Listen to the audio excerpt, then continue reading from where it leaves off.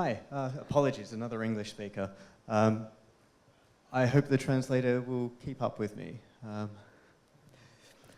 right, so a little bit about me. I am an automation engineer, have worked on a great many different industries and projects. But right now I am focusing all of my energy on ComfyUI, a project that I just came in as a contributor for and couldn't leave. So, yeah, a couple of things that I've done were troubleshooting for the ComfyUI desktop and the TypeScript rewrite of the LightGraph library. My primary focus is enabling the tools so that the rest of the community can actually use them and not be blocked by them.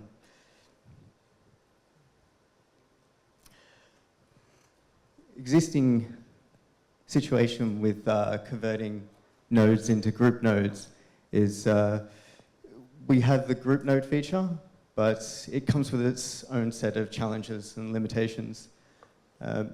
Editing the inputs and outputs of a group node once it's created, it can be kind of problematic, not a friendly experience. Once the group has been made, you can't actually change the nodes that were used to make it. To do that, you lose any customization that the group node had and start from the beginning. It also cannot scale beyond what really you see on the screen. It's a large scrolling list. Adding features and just maintaining the code of the group node requires quite a bit of effort, and has currently been mothballed essentially because it takes too much energy to build the system.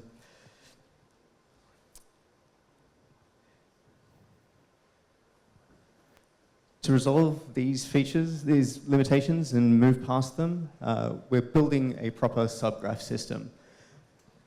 This will be, from the ground up, a completely new way of dealing with these.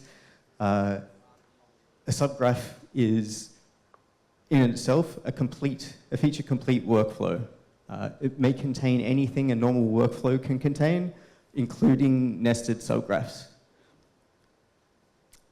The key difference with the new subgraphs is that the subgraph may be opened like any other workflow, either in place in the current tab, using the breadcrumbs you see at the top, or in a new tab of its own. Opening the subgraph, unlike the group node, is non-destructive. No changes are made by just opening up the subgraph to look at it.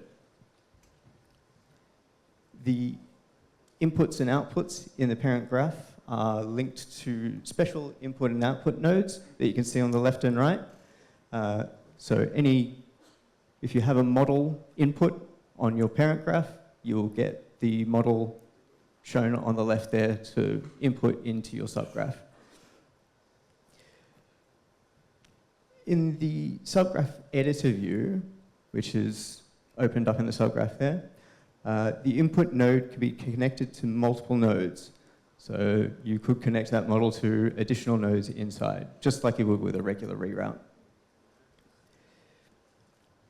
Individual widgets on nodes inside a subgraph can be promoted, so you can see that particular widget on the main graph outside of the editor here.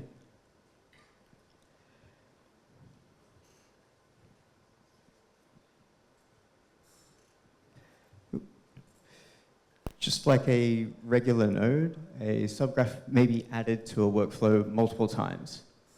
So copying and pasting a subgraph node within the parent graph creates a linked instance of it.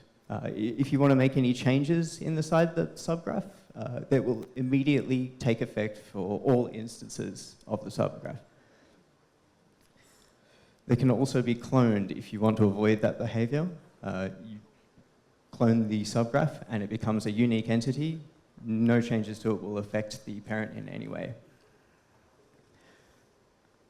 The other feature we are working on at present is subgraphs will be able to be used across multiple workflows. You'll be able to take a subgraph you've designed in one workflow and move it, copy it into another workflow. When you make changes to the original, you'll be given an option to update the other graph. They will not happen automatically, so you won't have to worry about corruption or over-complexity, but you will have the option to take your work and upgrade any other workflows that you're using it in.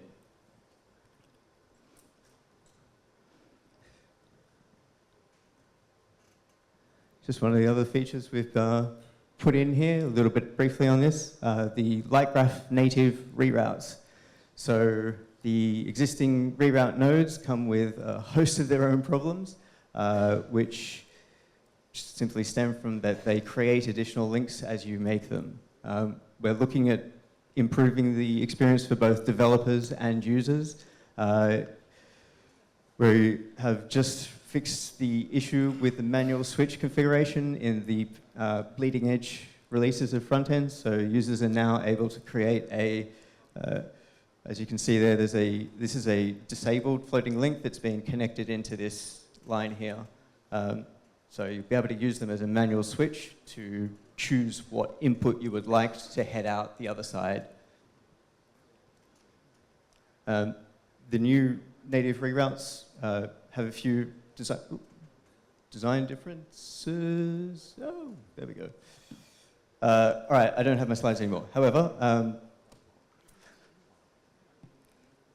oh, there we go, thank you. Over here, we've got the inputs coming in. So the new reroutes will swivel based on where the link is going. So up here, you can see the link is just, gradually going where it's meant to, as opposed to the original reroutes, which ended up with a zigzag pattern if you tried to do anything vertically. We're implementing on the right there several different styles. More are coming, but we've got a lot of feedback from the community on how they want things to look within their workflows. That's it from me. Handing over to the multi-GPU man, Diedrich, please join me.